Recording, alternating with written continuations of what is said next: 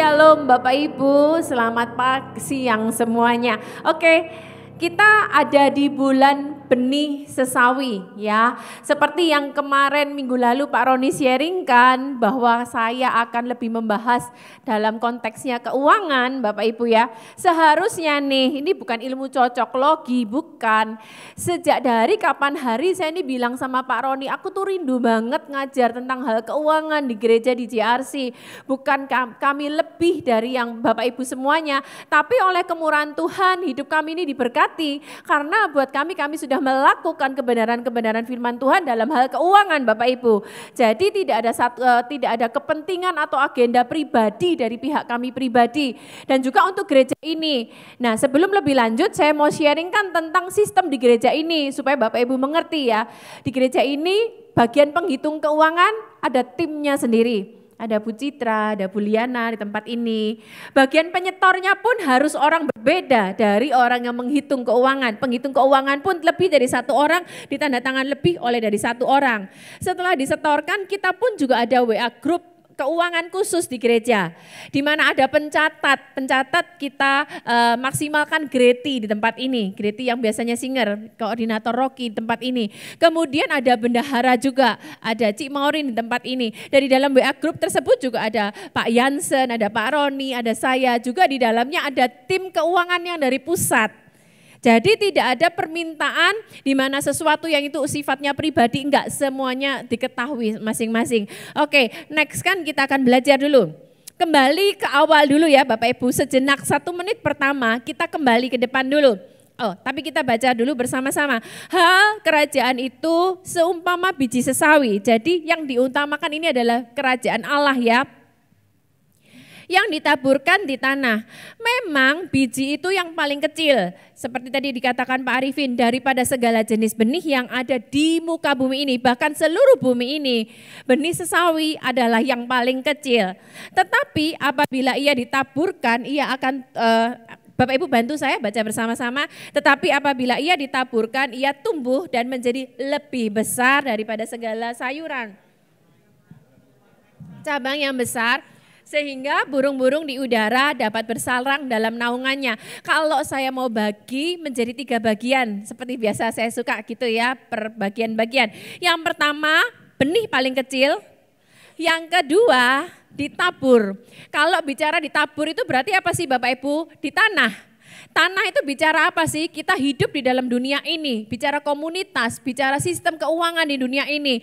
Dan yang selanjutnya apa sih? Endingnya kita melihat burung-burung di udara bersarang pada naungannya. Berarti hidupnya menjadi naungan bagi banyak orang.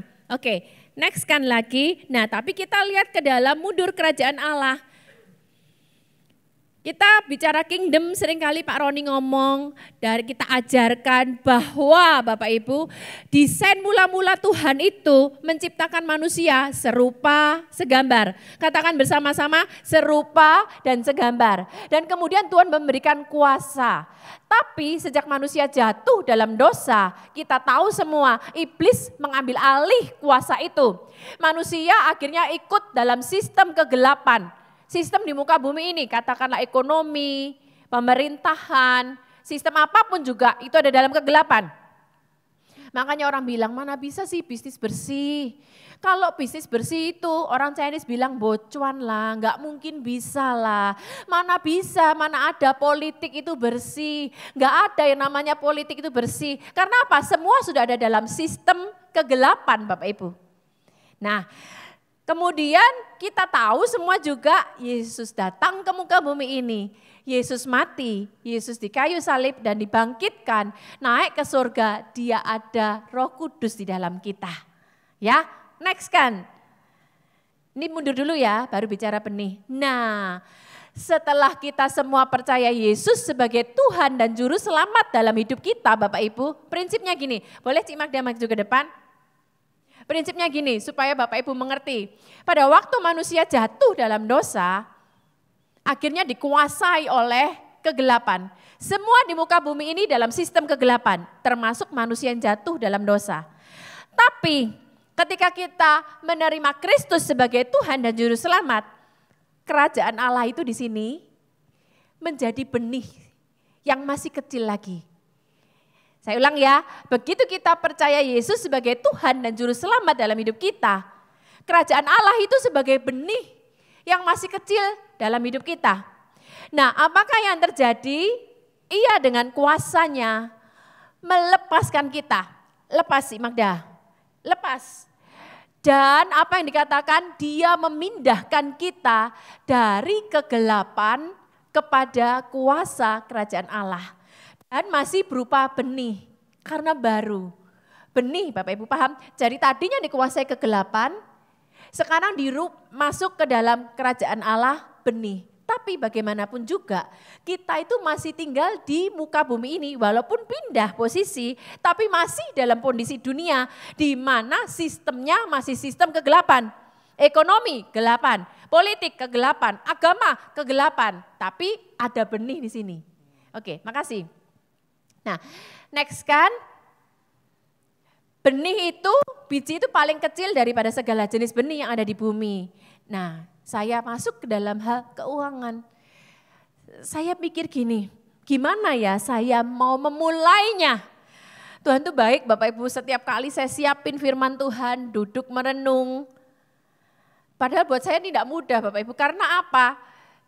Seperti kemarin Bapak Ibu tahu kan mama mertua saya baru jatuh kan. Ketepak gitu, terus akhirnya berdarah, jadi seminggu penuh bergantian jaga di rumah sakit. Dan mau nggak mau aktivitas saya juga berubah Bapak Ibu. Jadi ya tapi puji Tuhan mama saya sudah bisa ke gereja, duduk sebelah mana tadi mama saya ya. Mama saya sudah bisa ke gereja, puji Tuhan sudah bisa jalan sendiri. Kemarin kontrol ke dokter, dokternya juga heran, seharusnya pendarahan otak itu 2 minggu, peresapan baik. Tapi ini 10 hari pada waktu kontrol baik banget, bagus banget, gak perlu obat, cuma dikasih vitamin otak. Dan baik, jadi sembari saya nyiapin ini, di tengah aktivitas saya yang mau gak mau berubah gitu ya, karena ada harus dampingin mama. Karena gak mungkin Pak Roni ganti pampers kan Bapak Ibu ya, Pak Roni mandiin gak mungkin gitu ya. Nah saya itu dapat kisah, ada pekerja gereja kita di salah satu kota. Pekerja ini Bapak Ibu tadinya dia bisa dibilang kaya banget, belum percaya Tuhan waktu itu. Bisnisnya itu bisnis handphone, di mana dengan kelihayannya dia, handphone yang bekas ini dia bisa servis, dia kasih casing yang terbaik, dia bisa kemas ulang, dia kasih bandrol, dia bisa jual dengan harga handphone yang baru. Dan dia kaya raya karena apa? Dia melakukan bisnis yang seperti ini. Tapi dia ada masalah dengan rumah tangganya. Masalah yang sangat pelik, singkat cerita dia terima Tuhan Yesus, dia dibaptis, pikirannya dia, oh kata orang kalau percaya Yesus itu akan diberkati Tuhan. Tapi apakah yang terjadi? Justru ketika kita percaya Tuhan Yesus, fondasi-fondasi yang miring itu dibetulin. Justru benih yang ada di sini Tuhan mau tumbuhkan dengan cara yang benar. Apakah yang terjadi? Tambah lama, tambah sepi, bangkrut Bapak Ibu. Padahal dia punya toko di beberapa tempat. Bangkrut sama sekali. Karena bangkrut dia tidak bisa memegahkan diri lagi kepada istrinya kan. Dilembutkan dia. Tadinya arogan sama istri, sekarang dilembutkan. Akhirnya apa yang terjadi? Kerja sama istrinya. Istrinya tahu lagi kelebihannya. Oh pinter masak. Istrinya juga make up. Jadi istrinya itu akhirnya networking sama bridal. Bikin kerjasama, pelan-pelan sekarang kita lihat keluarganya diberkati Tuhan kembali. Tapi fondasinya sudah lurus. Ini loh Bapak Ibu, kalau kita bicara benih dalam hidup kita, bicara dalam hal keuangan pun, Tuhan mau ketika kita bertumbuh, nanti jadi berkat buat banyak orang, tapi benih kita tuh benih yang lurus, bukan bangunan yang miring lagi. Kalau kita lihat, ada satu bangunan di Pancoran, Jakarta Selatan. Saya baca juga sih, ya kadang-kadang bumbu-bumbu lah, kalau di Google itulah, dibilang berhantu lah, dibilang begini begitu. Saya enggak mau nyebutin berhantunya lah Bapak Ibu, itu cerita yang masing-masing lah Bapak Ibu. Tapi memang enggak bisa dipungkirin, ada yang menyatakan bahwa itu fondasinya miring. Fondasinya miring sehingga akhirnya sampai sekarang setelah 16 tahun berlalu, ini gedung nggak ditempatin Bapak Ibu. Nah Tuhan nggak mau kalau hidup kita akhirnya nggak jadi berkat. Ini gedung nggak ada yang nempatin. Ya oke lah gosip bilang jadi tempat hantu. Tapi Tuhan enggak mau hidup kita ini jadi sarang hantu. Enggak bisa dimaksimalkan. Tapi Tuhan mau hidup kita tuh benar-benar jadi berkat bagi banyak orang. Jadi semua fondasi yang miring-miring ini terus. Kalau kita lagi diproses sama Tuhan. Seperti yang minggu lalu Pak Roni cerita. Diproses sama Tuhan. Enggak apa-apa Bapak Ibu. Justru karena Tuhan mau hidup kita ini jadi berkat. Proses itu butuh waktu. Bicara keuangan itu enggak sak-dek-sak-nyet Bapak Ibu. Banyak proses. Kalau kita dengar ceritanya masing-masing dari kita. Ini Pak Yudi ini kelihatannya diem Bapak Ibu. Tapi kalau cerita bisnisnya kita tuh bahkan tidak sempat nyaut. Karena cerita, wah ceritanya banyak kelihatannya senyum-senyum, diem-diem. Cerita bisnisnya saya sampai benar-benar ketawa sendiri karena tadinya tuh enggak ngerti apa-apa ya Pak ya, email aja enggak ngerti Bapak Ibu. Tapi sekarang jadi berkat hidupnya. Lah email aja enggak ngerti tuh kayak benar-benar lebih kecil dari pasir ya Bapak Ibu ya. Next kan lagi kita lihat selanjutnya. Nah kita lihat cara-cara Tuhan memanggil kita. Kalau tadi yang pekerja di salah satu kota tersebut akhirnya apa? Dia ngalamin keluarganya ada masalah, akhirnya bisnisnya nol, istilahnya gitu loh, memulai dari nol lagi enggak apa-apa. Tapi kita lihat cara Tuhan memanggil kita itu, ada cara halilintar. Rasul Paulus, ini bicara benih yang kembali ke titik nol ya Bapak Ibu ya. Kita tahu, wah dia dengan segala kebanggaannya di masa lalu, dibuat Tuhan kembali ke titik nol. Dan dia melayani. Tapi ada cara Tuhan memanggil sejak kecil. Nabi Samuel, Nabi Yeremia. Ini maksud saya kembali kepada kerajaan Allah, kembali ke awal benih nol. Tapi cara tiap-tiap orang tuh Tuhan memanggil berbeda. Terus taat pada otoritas, contohnya adalah Esther. Di mana dia taat kepada pamannya. Kemudian Tuhan juga kasih visi dan masuk dalam proses tuh Daud dan Yusuf. Kalau Daud dan Yusuf ini benar-benar juga dari sesuatu yang kecil, benih yang kecil. Yusuf bahkan dibuang di sumur. Tapi ingat ya, untuk jadi besar itu butuh proses. Oke, next kan lagi, lebih lanjut lagi. Nah, prinsip yang kedua, ingat yang pertama tadi, benih itu kecil. Enggak apa-apa, dari nol lagi, enggak apa-apa. Tapi Tuhan mau membereskan, meluruskan fondasi-fondasi hidup kita yang salah. Nol, enggak apa-apa. Yang kedua, tapi kita tetap harus ditaburkan bicara tanah, bicara dunia dengan segala kebutuhan dan keinginan di dalamnya. Nah, kemudian kita bertumbuh. Katakan bersama-sama ya, ditaburkan. Bertumbuh. Ditaburkan itu bicara apa? Kehidupan kita di muka bumi. Next kan lagi Bapak Ibu ya, kita banyak belajar siang hari ini. Seperti biasalah, kalau sama saya, kalau Pak Roni lebih ke global. KKR, kalau sama saya belajar bersama-sama. Nah makanya Bapak Ibu kalau kita belajar dari seluruh perumpamaan Tuhan Yesus, dia ngajarkan di muka bumi ini ketika masa hidupnya, tidak ada satupun di mana Tuhan mensejajarkan, membandingkan dirinya kecuali dengan uang. Tuhan kasih perumpamaan kuk. Tuhan kasih perumpamaan garam, Tuhan kasih perumpamaan terang, Tuhan kasih perumpamaan apapun lainnya. Tidak ada yang mensejajarkan dirinya. Tapi hanya dalam hal uang, Tuhan membandingkan, mensejajarkan dirinya. Matius 6 ayat yang ke-24. Tidak seorang pun dapat mengabdi kepada dua tuan. Karena jika demikian ia membenci yang seorang dan mengasihi yang lain. Atau ia akan setia kepada yang seorang dan tidak mengindahkan yang lain. Yuk baca sama-sama. Kamu tidak akan dapat mengabdi kepada Allah dan kepada Mamon.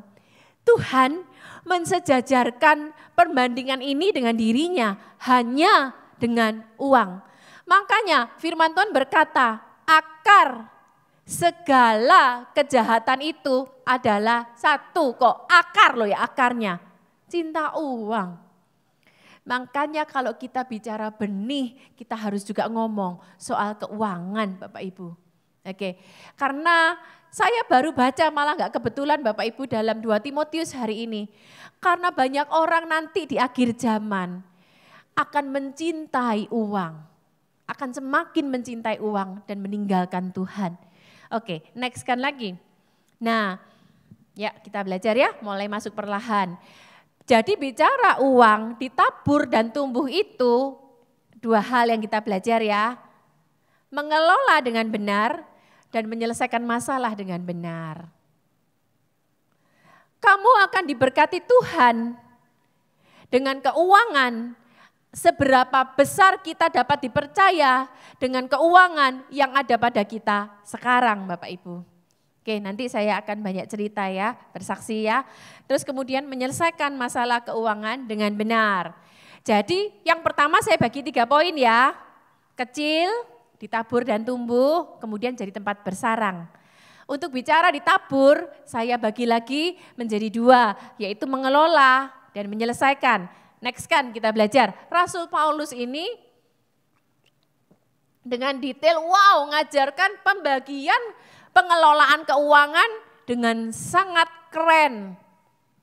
Yuk baca sama-sama, 1, 2, 3. Ia menyediakan, siapa yang menyediakan Bapak Ibu? Tuhan. Jadi seharusnya modal utama, sumber utama kita itu yang menyediakan Tuhan. Ini bicara bukan hanya modal uang, tapi dia juga menyediakan hikmat, kesehatan sehingga kita bisa bekerja di dalamnya. Menyediakan benih bagi penabur. Jadi Rasul Paulus ngajarkan apa? Uang itu Tuhan sediakan juga untuk apa? Ditabur. Tapi juga apa? Roti untuk dimakan. Bicara apa? Kehidupan kita sehari-hari. Pengelolaan, manajemen. Dan dia juga menyediakan benih bagi kamu untuk dilipat gandakan. Maksudnya apa Bapak Ibu? Investasi. Rupanya Tuhan juga ngajarkan investasi Bapak Ibu.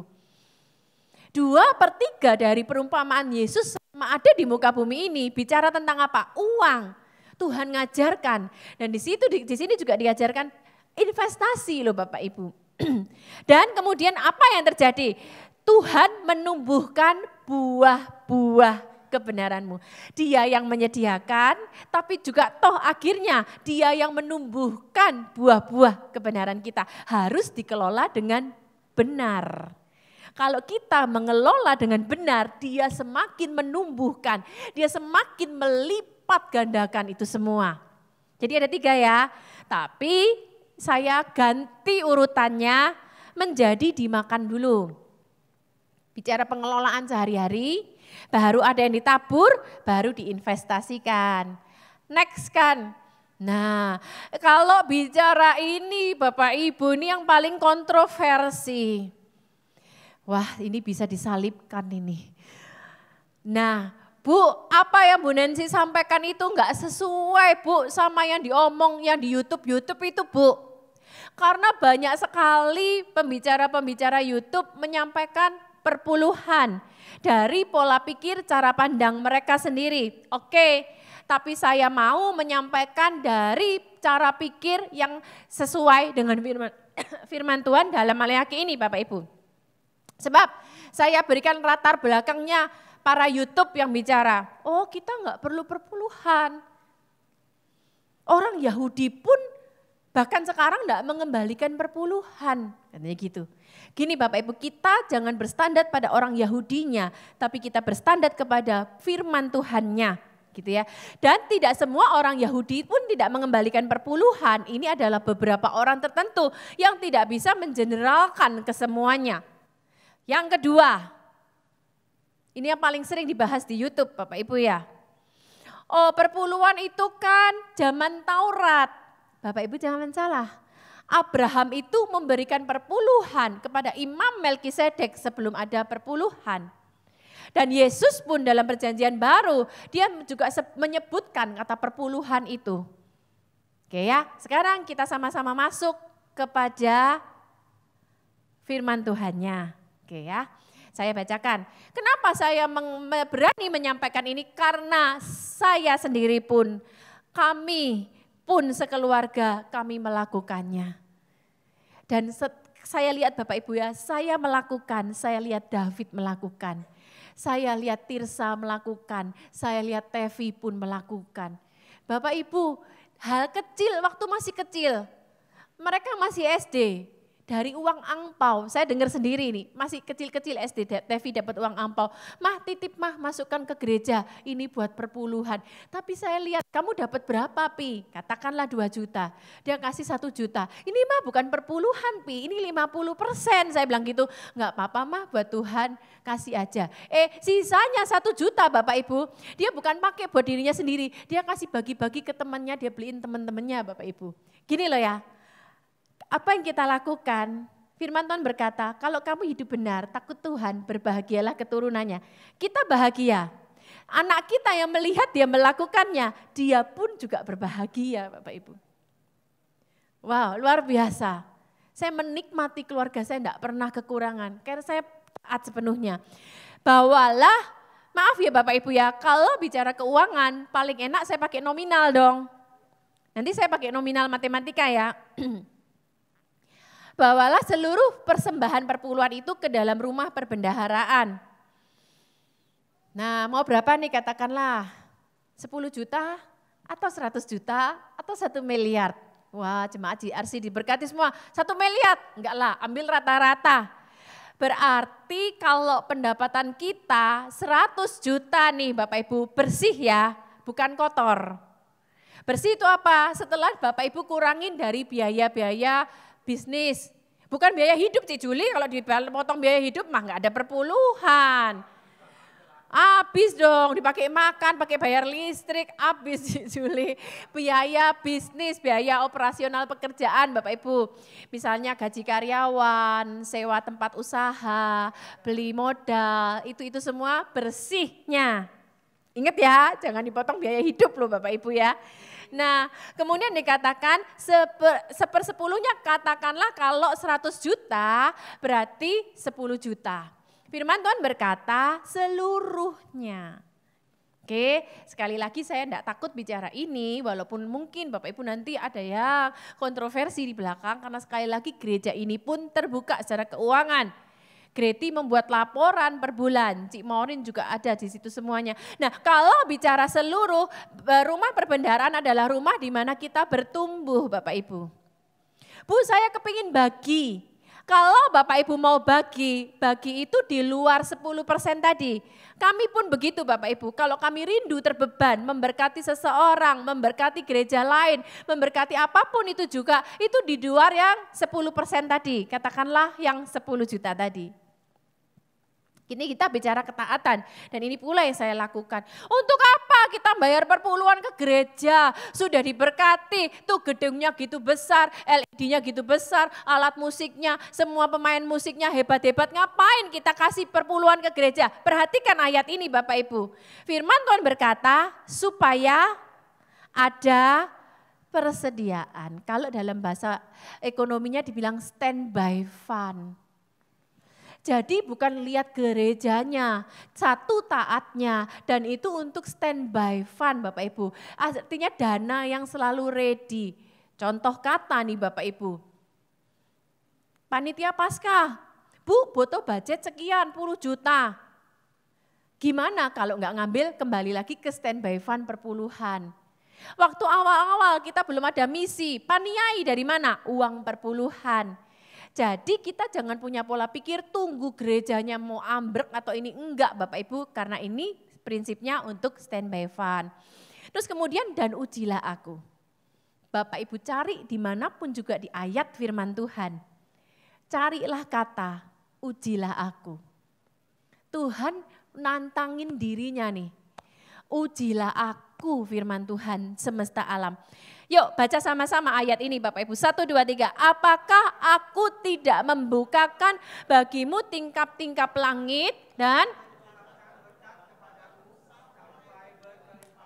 Sebentar dulu. Apakah aku tidak membukakan bagimu tingkap langit? Karena nggak bisa dipungkirin dalam kehidupan kita ini Bapak Ibu, yang namanya langit menjadi tembaga, langit menjadi besi itu ada loh.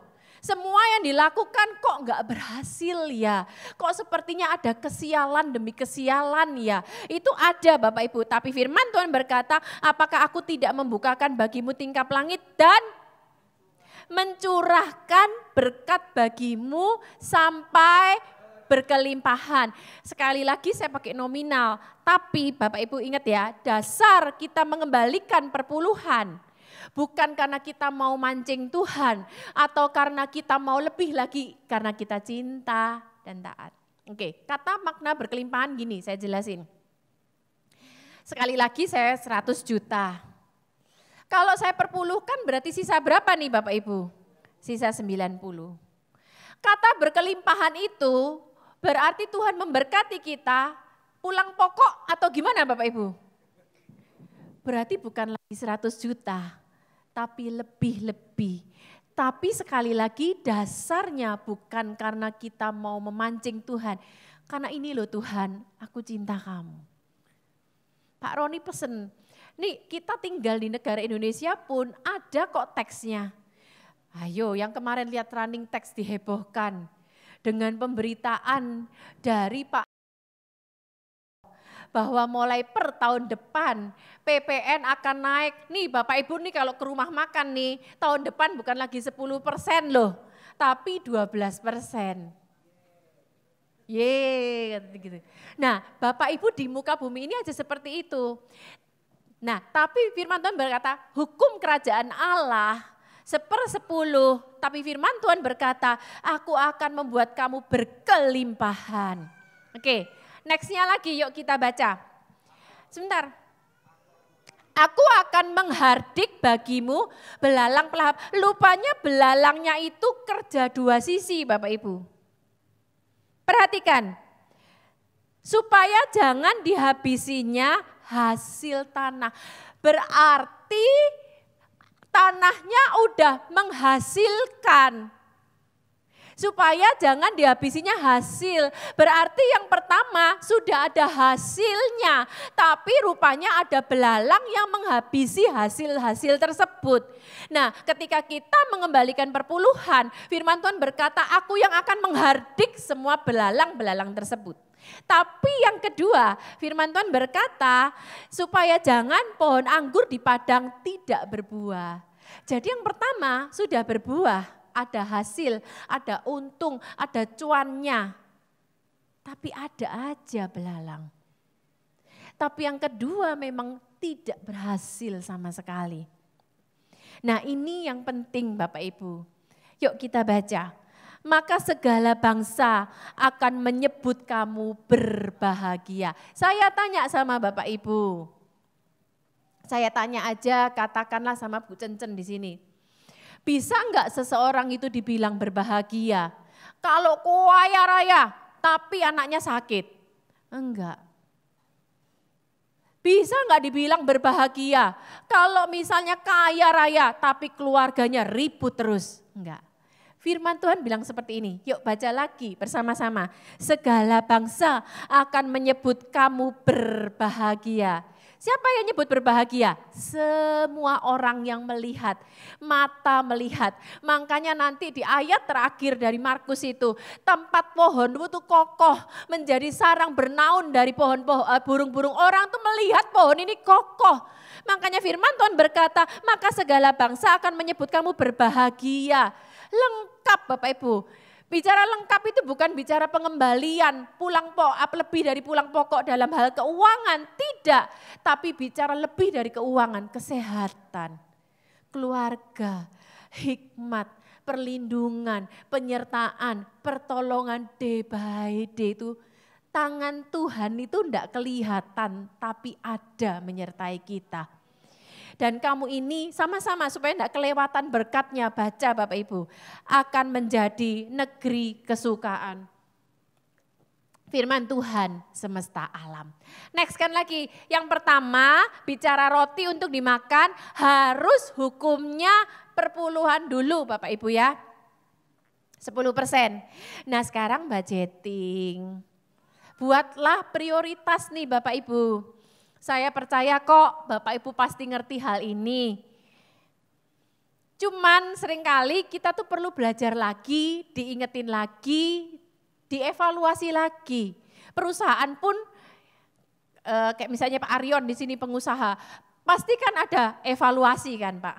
Target pencapaian, evaluasi, semuanya itu ada. Sama kita juga dalam rumah tangga. Ingat sekali lagi basicnya ya, kalau kamu akan diberkati Tuhan lebih selama kita bisa mengelola apa yang ada pada kita saat ini. Kebutuhan utama pastikan cicilan rumah, cicilan mobil, uang sekolah anak, asuransi, listrik, air, telepon, kebutuhan makan dan semuanya. Dan ingat ya, jangan membuat cicilan baru sebelum cicilan yang sebelumnya lunas. Dia, Bapak Ibu jangan berpikir, oh gampang toh dicicil. Tapi cicilan demi cicilan itu memperberat hidupmu loh. Cicilan demi cicilan itu memperberat hidupmu. Terus kemudian, nah ini yang mungkin saya perlu sharingkan Bapak Ibu. Dalam rumah tangga saya tiap bulan, nih bulan Maret waktunya bayar apa Bapak Ibu? SPT. Mulai hitung-hitung SPT, saya pun mengembalikan SPT dengan benar Bapak Ibu. Saya punya pekerja di salah satu yang membantu saya ngitungin. Nah saya sudah tahu bakal tiap tahun nih berapa saya harus bayar SPT. Supaya enggak berat saya sudah cicil. Jadi saya sudah ngomong sama dia, tolong nih bantu saya tahun ini. Gampang Bu, yang penting siapin duitnya. Saya bilang aman, duit udah saya siapin. Saya bilang gitu. Karena apa? Saya udah cicil. Sehingga enggak berat Bapak Ibu. Jadi ingat cicil bukan hanya hutang loh ya. Cicil untuk biaya setahun kita udah cicil. Gitu ya. Nah kemudian untuk pajak kendaraan kan setahun, semua yang setahun sekali Bapak Ibu. Kontrak rumah lah ini semua. Dan selanjutnya prinsipnya adalah menabung. Menabung beda sama investasi Bapak Ibu ya. Menabung ini adalah, ya menabung pun bisa kita dalam rupa yang bisa kita cairkan di reksadana yang berbunganya lebih gede, tapi yang bisa sewaktu-waktu cair. Terus kemudian menabur. Nanti saya bicara sendiri menabur ya. Karena kalau kita taruh menabung itu di bawah menabur, kita nggak bisa menabur Bapak Ibu ya. Investasi juga ya. Terus kemudian keinginan. Keinginan adalah yang paling akhir. Karena kalau nuruti keinginan kita, nggak akan ada habisnya. Miskin betul itu kalau nurutin keinginan kita. Oke ya. Next kan lagi, ini beberapa prinsip aja sih ya. Walaupun uang kita berlebih, cukupkanlah diri kita dengan apa yang ada sebab harga diri kita bukan diukur dari kepemilikan kita. Saya mau tanya nih sama Bapak Ibu, Cik Juli aja lah katakanlah, seandainya Cik Juli punya tas Hermes, kepingin lagi beli tas Hermes yang kedua, nafsu nih nafsu, wah segala macam upaya pokoknya dapat Hermes yang kedua. Yang puas apa? Yang puas siapa? Cik Juli toh. Apa yang membuat Cik Juli rasa puas? Pertanyaan saya. Gaya, bisa gaya. Pamer. Kata pamer. Oke, sekarang saya tanya Bapak Ibu. Biar yang lain iri, enggak, saya enggak iri. Tasnya, Pak Roni kan sering peragain ya, bukannya begini. Mereknya di depan tuh Hermes gitu ya, mereknya bawanya gini. Sekarang pertanyaan saya Bapak Ibu, Cik Juli ini, mungkin ibu-ibu yang lain yang mau menjawab, bantu menjawab silakan. Cik Juli puas karena bisa pamer, bisa keturutan ini. Terus Cik Juli merasa harga diri Cik Juli dari tas Hermes. Naik ya? Oke. Jalannya ngambang. Sekarang saya tanya sama Cik Juli, saya tanya sama ibu-ibu ya, yang lain jawab saya. Apa pandangan kita terhadap Cik Juli? Nah, gengsi. Sebentar Bapak Ibu, ulang sekali lagi. Itu kan pola pikir Cik Juli sendiri. Makanya Pak Roni bilang, Pak Jimmy ya hanya di gereja ini yang nyaut-nyaut gitu ya. Ulang, saya tanya ulang Bapak Ibu ya. Cik Juli bangga karena apa? Pak bisa pamer? Puas, oke. Pertanyaan saya terhadap ibu-ibu semua di gereja ini. Kesan kita kepada Cik Juli apa? Hah? Nggak ngaruh. Norak, nggak ngaruh. Nah, makanya Bapak Ibu, sekarang ini untuk apa sih kita hidup? Mau beli, mau pamer. Yang puas dirimu itu untuk sementara. Emang orang lain berpikir apa tentang kamu? Itu dia yang saya kan tanya sama Bapak Ibu semuanya, bukan? Nah, ayo Bapak Ibu. Oh, itu hasil dari minjem duit ya kata Pak Erwin ya. Itu arisan, ya semua ya katakanlah itu. Mangga 2, KW suaminya enggak terima. Suaminya enggak terima.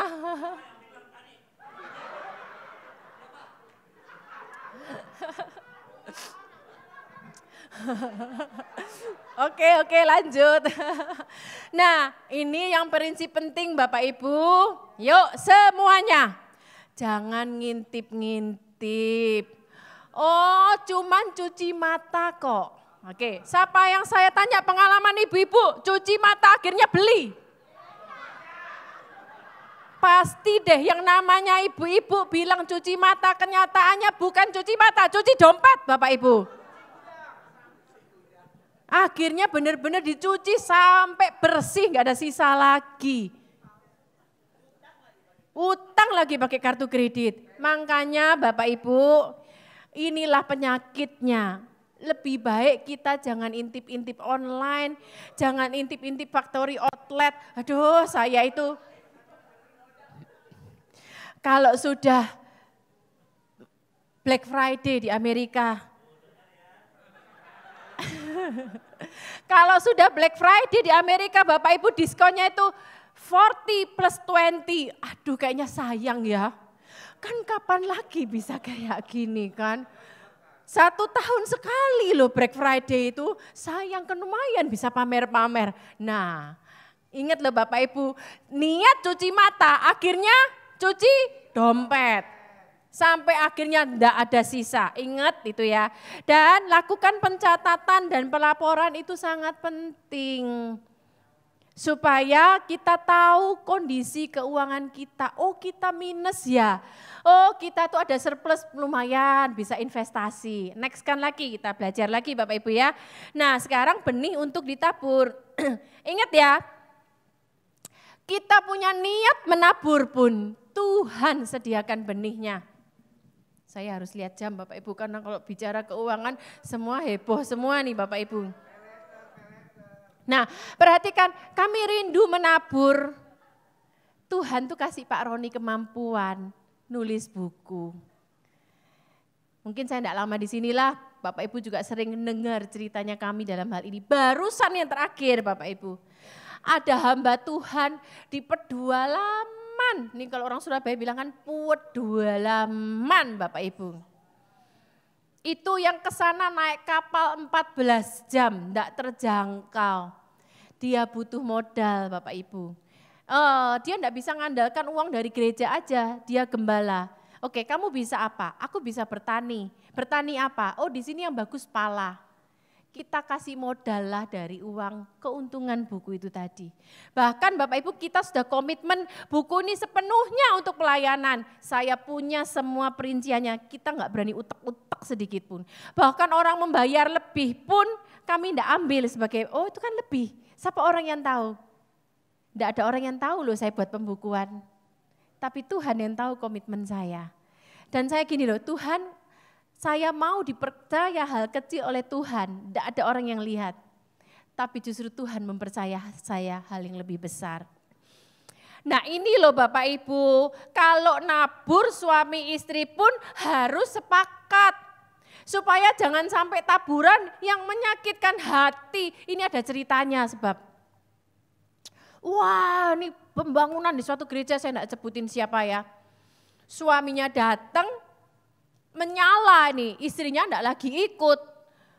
Dia maju ke depan, kunci mobil, BPKB, semua STNK dia taburkan di situ. Pulang jalan kaki. Istrinya pulang gini, kok kamu pulang jalan kaki, mana kendaraannya? Tak taburkan, istrinya nangis cicilan baru berapa kali kamu taburkan anak sekolah naik apa? Nah, ingat Bapak Ibu ya, makanya ada ayat ini. Baca yuk sama-sama. Hendaklah masing-masing memberikan menurut kerelaan hatinya. Selama kamu masih sendiri single, kamu pasti rela orang itu duit-duitmu sendiri. Tapi begitu masuk pernikahan, dikatakan jangan dengan sedih hati atau karena paksaan. Makanya pun Pak Roni sama saya kalau mau nabur kita, nih berapa? Sebutin dong kamu berapa? Walaupun jujur kata Bapak Ibu ya, seringkali nominal saya lebih kecil daripada Pak Roni. Buka kartu sedikit nih Bapak Ibu, 10 juta. Jangan 10 juta kali sayangku, karena kita masih begini. Relamu berapa? Gitu aja kata Pak Roni. Aku rela 5 juta, ya sudah. Tapi kita sama-sama rela Bapak Ibu. Ngerti ya? Tuhan yang menyediakan benih, kita harus dipercaya dan rela. Terakhir, yang bagian ini ya, investasi, next kan. Ini saya ambil dari Google lah, nggak ada salahnya Bapak Ibu kita baca, yang ini kita baca aja. Tips investasi Warren Buffett atau Buffett. Berinvestasilah, entah memiliki sebagian kepemilikan atau memiliki saham entitas bisnis melalui bursa dalam perusahaan-perusahaan yang bisnisnya Anda mengerti betul. Diperkirakan akan beroperasi dalam jangka panjang, memiliki dewan direksi yang terpercaya, serta mencantumkan harga yang pantas. Nanti kalau Bapak Ibu mau bahannya boleh diambil, ada di multimedia, ada di Santo. Next kan. Nah, ia tidak akan masuk ke perusahaan yang ini merek-merek ini ada di dalam Google-nya. Saya kasih merek ini. Di perusahaan yang baru berdiri dan belum bisa membuktikan kesungguhan serta determinasinya, tak lekang dimakan zaman. Jangan berinvestasi di perusahaan yang hari ini muncul dan besok tutup. Berinvestasilah dalam jangka panjang. Hati-hati jika menetapkan yang harga tidak pantas Bapak Ibu. Seperti saya pernah sharing, David anak saya pun kena dalam jumlah yang untuk ukuran dia besar. Mah, ada buildingnya loh mah. Building bukan suatu jaminan, itu sesuatu yang aman Bapak Ibu. Pelajari betul, nilainya dilihat benar baik-baik Bapak Ibu. Next kan lagi. Nah, investasi jangan karena tergiur sesuatu yang tidak masuk akal atau karena kasihan. Sedikit curcol Bapak Ibu ya. Curcol buat suami yang akhirnya dia investasi karena kasihan ini Bapak Ibu. Kasihan lah nih, dia butuh lah. Akhirnya investasi. Nah, yuk baca sama-sama ayatnya Bapak Ibu. Harta yang cepat diperoleh akan berkurang. Tetapi siapa mengumpulkan sedikit demi sedikit menjadi kaya. Perhatikan kata sedikit demi sedikit. Ini bicara apa sih? Konsisten. Anak muda sekarang kan bilang, kerja tuh yang smart. Tapi kita kembali kepada firman Tuhan. Kerja smart tapi juga butuh ketekunan, butuh proses Bapak Ibu. Ingat tadi benih sesawi itu dari pasir. Kalau ngomong benih sesawi saya tuh ingat wajahnya Pak Yudi. Apa sih Pak waktu itu kekonyolan apa sih yang Bapak buat tuh sampai saya ketawa. Maaf ya, ketawa kebodohannya zaman itu loh Pak. Lah tapi bisa seperti sekarang. Nah, jangan mengandalkan pengalaman. Oh ini mah pasti menguntungkan, kita tetap butuh hikmat Tuhan Bapak. Apa sih bedanya pengalaman sama hikmat Tuhan? Kalau hikmat Tuhan itu kita tuh bahkan kita enggak bisa melihat apa yang terjadi next. Tapi Tuhan dengan tuntunannya membawa kita ke jalan aman yang bahkan bisa terjadi ke depannya. Sepakat suami istri dan ini yang penting. Ini yang penting Bapak Ibu ya. Yuk kita baca. Sedekat dan sepercaya apapun kita dengan seseorang. selama itu berkaitan dengan uang, kita harus ada hitam di atas putih yang legal. Setuju ya? Yang setuju-setuju nih yang curcol sekalian. Oke, next kan lagi. Nah, menyelesaikan dengan benar. Tadi mengelola benar, menyelesaikan dengan benar. Nah, masalah keuangan terjadi karena dua hal. Yang pertama memang atas seizin Tuhan, yang kedua kesalahan kita. Nah, oke. Sekarang kita balik kepada prinsip firman Tuhan, Bapak Ibu ya. Lagi dikit ya Bapak Ibu ya. Prinsipnya gimana sih? Yuk, ada janda ditinggal mati suaminya, tapi suaminya ninggal mati bawa utang. Terus kemudian anaknya mau diserahkan sebagai budak. Dia datang kepada siapa? Kepada hamba Tuhan. Setelah itu hamba Tuhan ini bilang, apa yang ada padamu? Prinsipnya selalu firman Tuhan itu apa yang ada pada kita. Ingat ya, ingat. Maaf sekali lagi Bapak Ibu ya. Prinsip apa yang ada pada kita dalam kondisi kita terjepit di sini adalah bukan menciptakan utang baru. Bukan gali lubang, tutup lubang. Tapi Nabi itu ngomong dengan jelas kepada janda, apa yang ada padamu? Bejana, isilah dengan minyak. Oke ya. Kemudian yuk kita baca, pergilah jualah minyak itu, bayar utangmu dulu. Tuhan menguji kita dengan hal-hal kecil ini Bapak Ibu. Dan hiduplah dari lebihnya. Dalam menyelesaikan masalah Tuhan mau kita bertanggung jawab. Selesaikan utang baru hidup dari lebihnya. Dan tidak ada ceritanya kemudian janda ini kekurangan. Karena pastinya ketika dia hidup dari lebihnya, dia ada hikmat Tuhan, ada hikmat Tuhan, ada hikmat Tuhan lagi sehingga dia tidak akan kekurangan dengan minyak itu. Next kan lagi. Nah, minta pertolongan Tuhan, tapi kita menunggu dengan firman Tuhan berkata dalam tinggal tenang dan percaya, di situ terletak kekuatanmu. Jangan akhirnya sementara kita berdoa, tapi dengan pola kita, cara lama kita cari ini itu Bapak Ibu. Tinggal tenang, percaya, minta hikmat. Dan proses itu loh, dari enggak ngerti email sama sekali, belajar. Tuhan kasih hikmat. Nah, Tuhan mau kita tuh menyelesaikan dengan benar, beritikat bayar. Yuk kita baca ayat ini ya. Duh Bu Nancy enggak enak banget toh Alkitabnya hari ini toh. Suruh bayar perpuluhan, suruh bayar utang. Hati-hati pinjol ya Bapak Ibu ya. Pokoknya semua itu jerat nih Bapak Ibu. Nah yuk kita baca sama-sama.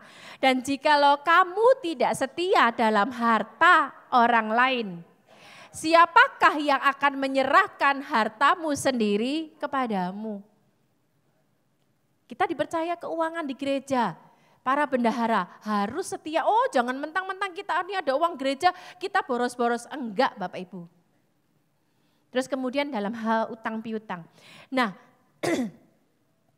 tadi pagi kita tuh ngomong-ngomong nih sama Pak Roni.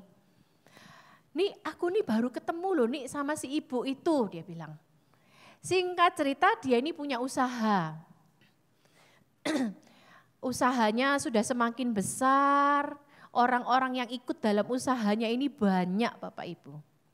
Nah rupanya kepercayaan orang ini taruh ke dia salah manfaatkan. Dia kepingin lebih lagi dengan cara apa? Dia investasikan semua orang yang taruh duitnya di dia Bapak Ibu. Apakah yang terjadi? Wah ternyata dia salah investasi, habis uangnya ribuan orang marah-marah dia, orang maki-maki dia, tapi dia janji bayar. Term 3 bulan, sampai sekarang 6 tahun kagak dibayar. Ketemu Bapak Ibu, hehehe senyum-senyum kayak kagak punya utang. Kata Pak Roni, ditagih enggak ya enaknya ya Nik ya? Ditagih enggak Bapak Ibu? Nah ini Bapak Ibu, yuk kita baca ayatnya Mazmur 50 ayat 21. Itulah yang engkau lakukan tetapi aku berdiam diri. Tunggu dulu ya. Orang yang seenak hidupnya, seakan-akan Tuhan berdiam diri. Kita baca. Engkau menyangka bahwa aku ini sederajat dengan engkau. Aku akan menghukum engkau dan membawa perkara ini ke hadapanmu. Ingat, semuanya berperkara sama Tuhan. Next kan lagi. Gini-gitu ya Bapak Ibu ya. Tuhan akan memberkati kita jika kita dapat dipercaya dengan apa yang ada pada kita saat ini. Kalaupun kita ada suatu kesalahan sehingga akhirnya benar-benar starting dari nol, sudah jangan saling menyalahkan. Karena iblis justru buat saling menyalahkan. Ingat tuh ya, justru iblis buat saling menyalahkan karena firman Tuhan berkata seperti ini loh. Berikanlah kami pada hari ini makanan kami yang secukupnya. Justru Tuhan bikin hari ini itu Tuhan gak kasih makanan secukupnya karena hari itu belum beres suami istri. Iblis bikin kacau balau. Nah sekarang kalaupun kembali ke titik nol, minta hikmat Tuhan. Yuk saya sering kasih ayat ini kita baca bersama lagi. Oleh sebab itu pergilah. Aku akan menyertai lidahmu dan mengajar kamu apa yang harus kau katakan, apa yang harus kita kerjakan. Minta Tuhan hikmat, jangan saling menyalahkan, duduk bersama, berlutut sama Tuhan. Tuhan kasih hikmat, gimana aku harus menyelesaikan utangku, gimana aku harus memulai hal yang baru. Paling akhir. Next kan, jadi yang tadi pertama kan bicara paling kecil, bicara ditabur di tanah dan tumbuh. Dan yang paling akhir, sehingga burung-burung di udara dapat bersarang dalam naungannya. Justru ketika hidup kita benar, kita jadi berkat dan justru kita menjadi tempat bersarang. Yang artinya, kalau kita jadi tempat bersarang, tempat naungan banyak orang, berarti kita pun diberkati Tuhan. Saya tanya nih sama Bapak Ibu, kalau seandainya ada 10 burung nempel, kira-kira pohonnya jadi rusak enggak Bapak Ibu? Subur. Kalau kira-kira ada 100 burung di situ, kira-kira pohonnya jadi kering enggak Bapak Ibu? Enggak. Justru kita tetap jadi berkat bagi banyak orang. Ayo kita mulai setia dalam hal kecil. Benih itu dari kecil dulu Bapak Ibu. Seperti Pak Arifin bilang, dia meninggalkan perusahaan kontraktornya di Surabaya. Dia pergi ke Bali, mulai dari nol, enggak ada siapa-siapa. Ingat prosesnya, setia, proses demi proses.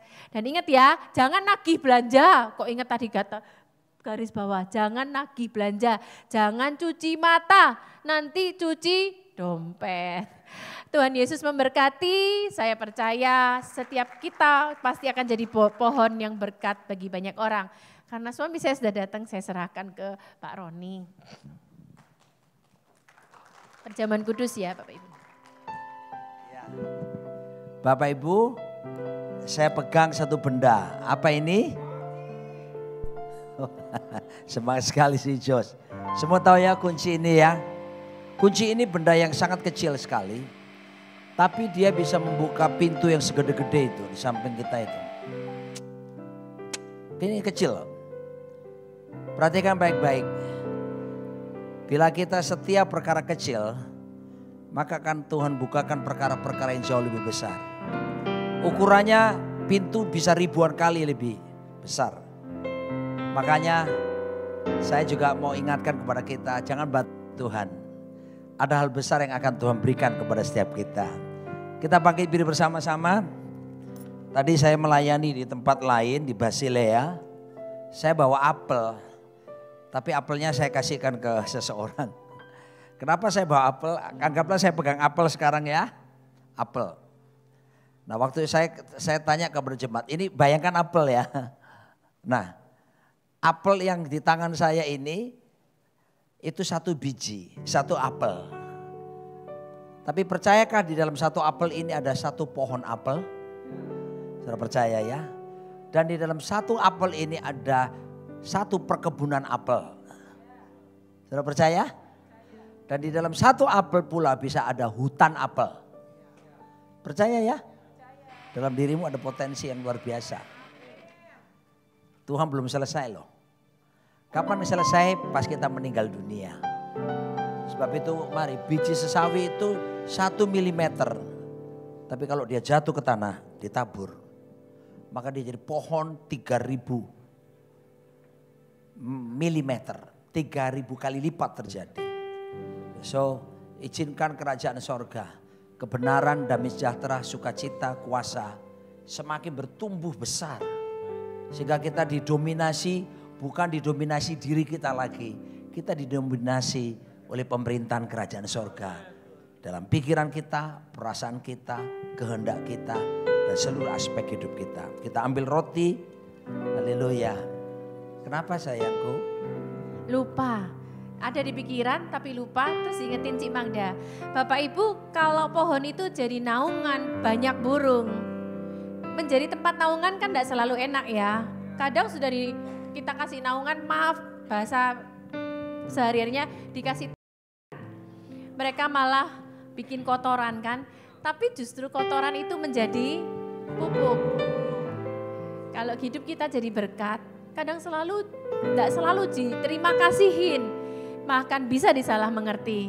Tapi itu pupuk justru semakin membesarkan pohon kita. Terima kasih sayang. You are worthy to be praised. We give you all. We give you all the glory.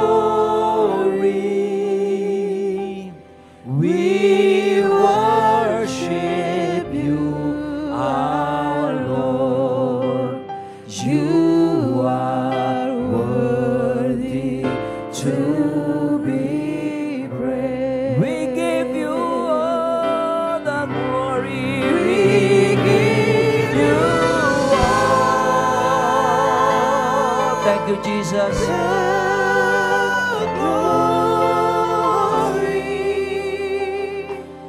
We worship you, our Lord. You are worthy to be praised. Pada waktu malam sebelum diserahkan, Yesus mengambil roti. Dia mengucap syukur atasnya dan dia berkata, inilah tubuhku yang dipecah-pecahkan bagi kamu. Perbuatlah setiap kali kamu memakannya menjadi peringatan akan aku. Bukankah roti yang kita angkat dengan tangan kanan ini sesungguhnya adalah persekutuan kita dengan tubuh Yesus Kristus? Amin. Makanlah dalam nama Yesus.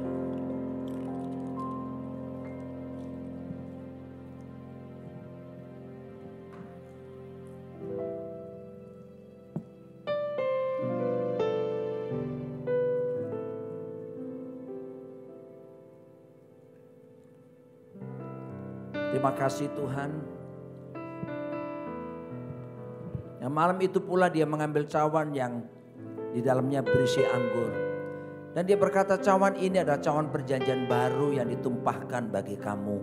Perbuatlah ini setiap kali kamu meminumnya menjadi peringatan akan aku. Jemaat yang dicintai Tuhan Yesus, bukankah cawan ucapan syukur yang di dalamnya berisi anggur ini sesungguhnya adalah persekutuan kita dengan darah Yesus Kristus? Amin. Minumlah dalam nama Yesus.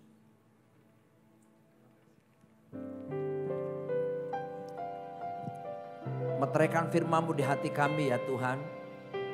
Dan biarlah Kau dapati benih kerajaan Allah itu semakin bertumbuh kuat menguasai kami sepenuhnya. Roh, jiwa, tubuh kami, pikiran, perasaan, kehendak kami takluk sepenuhnya dengan kuasa kerajaan-Mu, kebenaran-Mu memerintah atas kami. Sebentar kami akan menabur di ladang-Mu dan kami percaya taburan kami tidak akan sia-sia. Kami menabur bukan supaya kami minta diberkati, kami menabur karena kami sudah diberkati dan kami mau menjadi saluran berkat bagi banyak orang. Bagimu hormat kemuliaan kekal selamanya. Dalam nama di atas segala nama, Raja di atas segala raja, Tuhan kami Yesus Kristus. Katakan amin. Sudah diberi kesempatan untuk menabur. Dan QR code ada di belakang saya dan ada di samping kiri kanan. Dan juga ada di amplop ya kalau nggak salah ya. Ya, Anda bisa memberikan lewat itu dan kalau tidak menggunakannya Anda bisa pakai amplop yang sudah disediakan. Kalau ada yang belum boleh memintanya. Selamat menabur dengan penuh sukacita dan tentunya sukarela. Amin.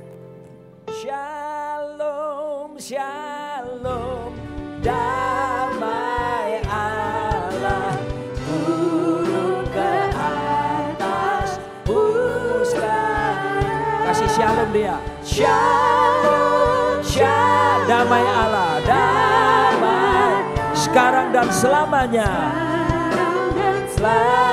Sekarang salaman kiri kanan. Shalom, shalom, shalom, damai Allah.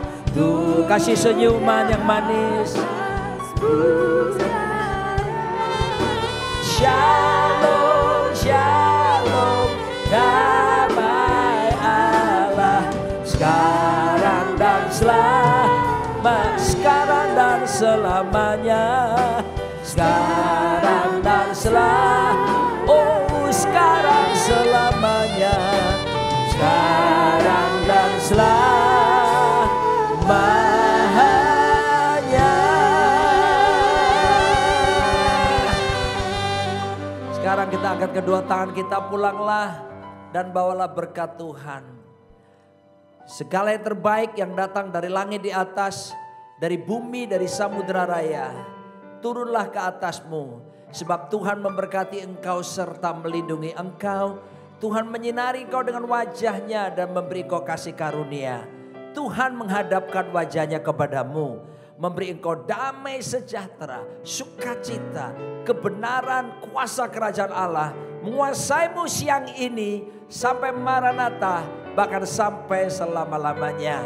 Dalam berkat Allah Bapa, Putra, dan Roh Kudus, katakan amin.